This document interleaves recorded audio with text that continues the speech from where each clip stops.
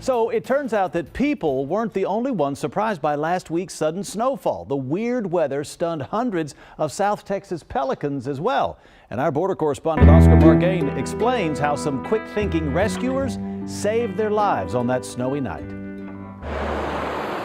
Often found on each side of this busy two-way road, pelican carcasses lay to rot. The carcasses lay along State Highway 48, which crosses through the Bahia Grande Bay. It's a wetland near the Texas-Mexico border where people like to fish and many animals call home, including the once endangered brown pelican. They'll be flying along level flight and zoom, down they go to the road. A phenomenon that Dr. Thomas DeMar has studied before. So they're basically headed home at the end of the day after fishing all day, and they cross this bridge. Crossing the bridge is one thing. Doing it as cold fronts bring gusty winds is another thing for these pelicans.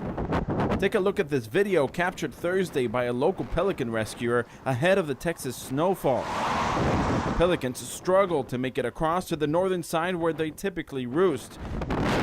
This one is forced to land on the eastbound lane. They just kind of go and they drop and then they just kind of stand there and they're like, well, I'm out of the wind now, this is okay, and then they get hit by a car.